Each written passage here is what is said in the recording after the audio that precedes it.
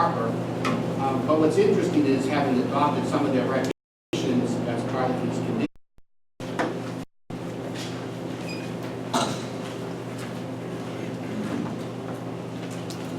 Those conditions are dated September 27. It's actually both the Protective Association and the Conservation Commission as part of the process that we did not receive notice of. And I believe there's also an email update today where they modified one of those conditions. Let me take them up in order. And I'm not sure, the conditions that they propose have different numbering than I believe what Mr. Woodruff's current conditions have. So I apologize if there's some confusion going back and forth. But what they have proposed are the following. One of the conditions regards a quarterly inspection of the campground shoreline and other areas to report on the status of stormwater runoff retention and submit an inspection report to the land use office. That's one of Mr. Woodruff's conditions that we agreed to. They want to add to this that the town reserves the right to conduct or contract its own shoreline surveys for soil and sediment erosion sites and or to participate in shoreline inspections conducted by the campground. We think that's unnecessary, but I don't have any particular objection to it if the board was inclined to leave it in there. The second condition in the 927 correspondence with the Conservation Commission and the Protective Association is on their number 4, which has to do with the water samplings I mentioned earlier. They want to add a condition that the town may contract additional testing with all costs to be covered by the applicant. I believe Mr. Woodruff has adopted that in his proposal dated the 29th, and we are agreeable to that particular condition, as stated previously. The last condition suggested by the Three Ponds Protective Association, however, is more problematic for us.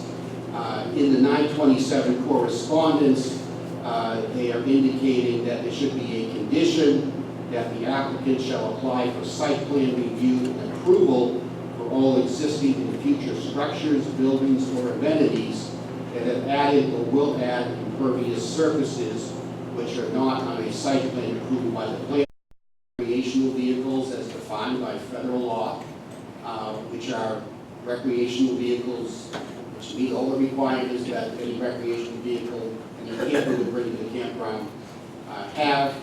They place those on the site on a basis where they're there all season and through the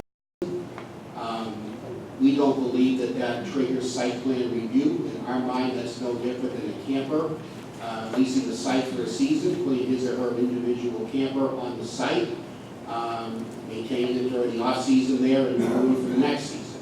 There's no change in the use, and we don't believe that that triggers site plan review. We believe that that is consistent with the position taken by the town staff who are charged with enforcing these ordinances. George has worked closely with town staff. We have not been advised that there are any violations on site that would require site plan review or new calculations or anything like that. Obviously, if there is, if the town brings something or applying for future site plan review, different than any other property in town. Finally, I want to, I guess, make an overall comment on behalf of my client. We've sat pretty patiently and respectfully through a number of hearings, both here and at the ZBA as part of this process. My client has taken, I think, a lot of hits regarding his intentions here. I don't think those hits are justified, and I think we need to briefly respond to them. The idea that my client has no interest or concern with the protection of the Three Ponds is simply without merit. The ponds are central to the success of the campground. There'd be no campground if there was no ponds. My clients have a large investment in the properties in the campground, and therefore they have a large investment in the ponds. It makes no sense for my client to invest money in the campground in these amenities, if that investment is going to damage one of our primary assets, such as our location on the pond.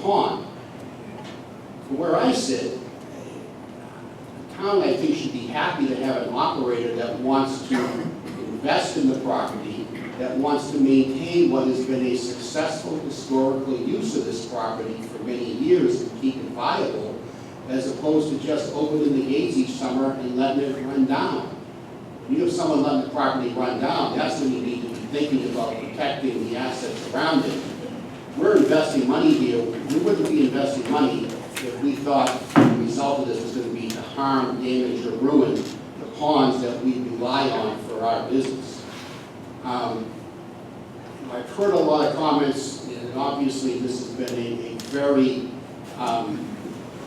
passionate process over what's really a relatively small site plan. When Attorney Bowl was involved, I once asked him, what are your people looking for? And I still don't really know. The campground has been here for many years. It's a historical, successful use. The master plan for the town promotes tourism. As best I know, the campground is probably the primary area that we're in. We're committed to being here and to keeping these ponds healthy for all the people who benefit from them. We meet all of your site plan requirements. We ask you to approve the site plan with the conditions recommended by Mr. Woodruff, with the one exception that I mentioned, the number 7, requiring well monitoring only for my client's property first, and then expanding to others' properties, if in fact there's a problem from that initial well monitoring. Thank you for your attention, and I'm certainly happy, and again, to answer any questions that you have.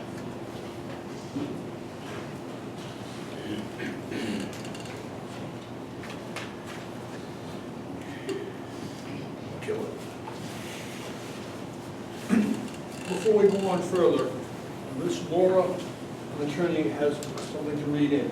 Thank you. Hi, everybody. My name is Laura Hartz. I'm an attorney with Warren Reno in Concord, New Hampshire, and I represent several of the abutters that are here. And I'm relatively new to the process, but I know that all of you have been exposed to it for a long time. So I'm going to make my comments brief, but they're really important, so I hope that you give them some attention. And just one other